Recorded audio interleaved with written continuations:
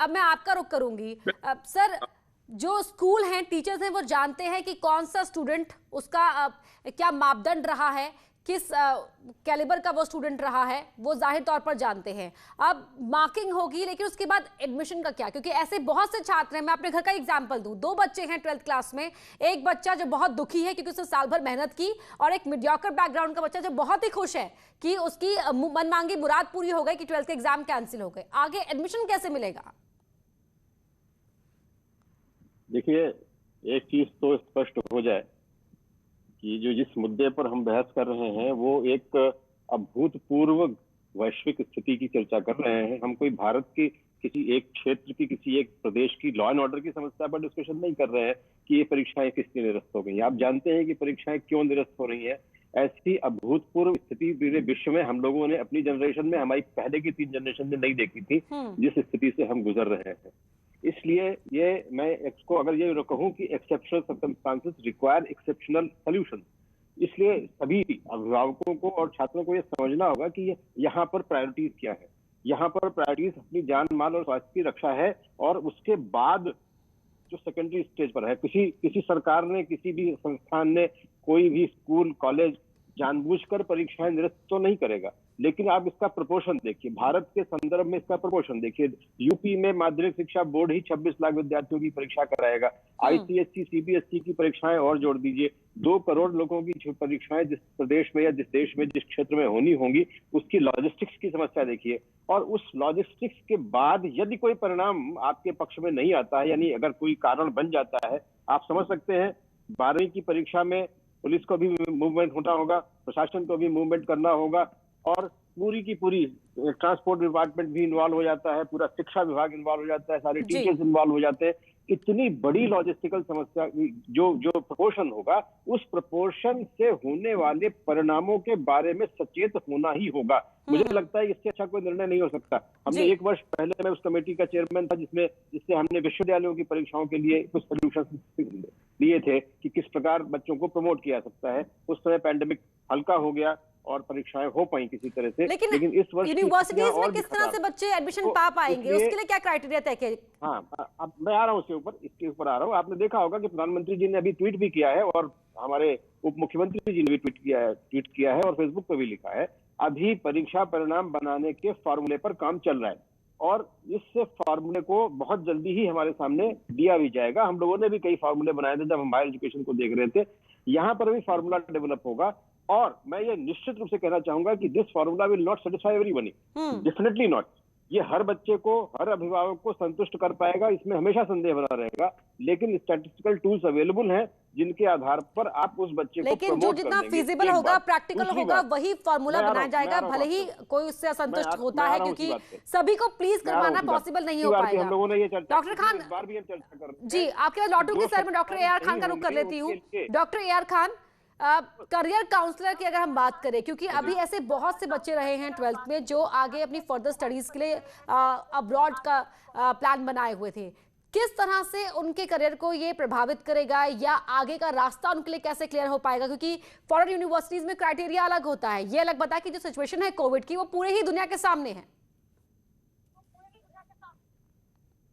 बिल्कुल सही कह रहे हैं प्रणा जी। ये जो समस्या आपको दिख रही है, और ऐसा नहीं है कि जो भारत ने या उत्तर प्रदेश ने जो निर्णय लिया है वो निर्णय केवल यहीं का है। ऐसे निर्णय पूरे विश्व में लिए जा रहे हैं, और ये जो मॉडल इन्होंने अपना रखा है, ये बिल्कुल अब ऐसा कह सकते हैं कि एक अंतर्राष्ट्रीय मॉडल के रूप में है कि इनको बच्चों को प्रमोट किया जाए।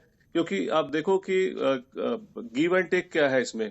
आप जान की रिस्क ले रहे हैं और बच्चों के आप करियर की बात कर रहे हैं। जहां तक मैं करियर की बात करूं तो करियर के बहुत सारे ऑप्शंस हैं उनके पास, जो इससे रुकते नहीं है। +2 में अगर देखें, कुछ जो बच्चे अगर कॉलेज में जाना चाहते हैं तो कॉलेजेस ने अपने मापदंड बना रखे हैं कि कैसे उनको एडमिशन लिया जाए, और उनको एडमिशन लेने के लिए फिर से एक टेस्ट देना पड़ेगा। हो सकता है कि जैसे दिल्ली यूनिवर्सिटी का मैंने सुना है अभी वो सिस्टम बना रहे हैं, बट जैसा अभी आप के हमारे विशेषज्ञ बोल रहे थे कि ये एक इंटरनेशनल समस्या है और इसको संकुचित रूप से नहीं देखना चाहिए। हमें सामूहिक बोध को लेकर के एक मॉडल बनाया जाए, और ये मॉडल पहले से ऐसा नहीं है कि हमारे पास एग्जिस्ट कर रहा है। एक ऐसा मॉडल बनेगा जिसमें सभी को संतुष्टि हो, ये जरूरी नहीं है। हाँ, लेकिन सामूहिक बोध को अगर देखा जाए तो सामूहिक बोध के आधार पर एक ऐसा मॉडल निकलने वाला है जिसमें बच्चे अपने करियर का निर्धारण कर सकते हैं। मैं चाहूंगा कि बच्चों को इसको एक अपॉर्चुनिटी के रूप में देखना चाहिए। यहाँ उनको एक विशेष समय मिला है, तो अपने और जो दूसरे करियर हैं उसके बारे में सोचे। ऐसा नहीं है कि उनके जो दूसरे एग्जाम है, इंजीनियरिंग के एग्जाम या दूसरे एग्जाम, उस पे वो नहीं जा सकते हैं, या मेडिकल के एग्जाम पे नहीं जा सकते हैं, या ग्रेजुएशन नहीं कर सकते हैं। ये सारे कोर्सेज खुले रहेंगे, सारे ऑप्शंस मिले रहेंगे। हाँ, लेकिन वो अपना कीमती समय इस समय ये संभवतः एक राजनीतिक मुद्दा भी बन जाएगा, उसके ऊपर ध्यान न लगा करके अपने करियर पर ध्यान रखें। तो मेरे विचार से ये एक उनको एक अवसर के रूप में लें और निर्णय को सोच समझ कर करें, और जो भी इस पर जो राजनीति हो रही ठीक है, जो उससे समय अपने है आप वो को बर्बाद रोक ना करके करें, क्योंकि रखें। इस समय का बिकॉज़ इस पर सदुपयोग बहुत सी करके वो राजनीति कई होने की और संभावना है। अपने हुनर को निखार सकते हैं, कुछ और स्किल सीख सकते हैं। राजेश सिंह जी, मैं आपका रुख करना चाहूंगी। क्या आपको लगता है कि इस डिसीजन के बाद जिस तरह से कई ऐसे छात्र हैं जो बहुत मेहनत कर रहे थे, उनको दुख भी है, लेकिन जो आगे जो अभी इस वक्त 11th में छात्र हैं, क्या वो ये सोचने लगेंगे कि काश उनका भी एग्जाम कैंसिल हो जाए? या जिन छात्रों के 11th में मार्क्स अच्छे नहीं रहे, वो 12th में उन्होंने मेहनत करी, उनके रिजल्ट को लेकर वो आशंकित रहेंगे? तो किस तरह से एड्रेस करेंगे आप इन इश्यूज को? मैं आपके माध्यम से एक बात कहना चाहता हूं। अगर ऑनलाइन एजुकेशन हमारा उचित नहीं था, अगर ऑनलाइन एजुकेशन हम साल भर पढ़ाए, तो क्या ऑनलाइन एग्जामिनेशन संभव नहीं था? और बच्चों के साथ कई बच्चे ऐसे हैं जिनसे हमारी बात हुई है, वो अपने आंख को खराब किए हैं पूरी साल भर, और एंड ऑफ द डे जब रिजल्ट आने का टाइम आया तो आप कहिए कि उसको हम जो है अपने मन से नंबर देंगे।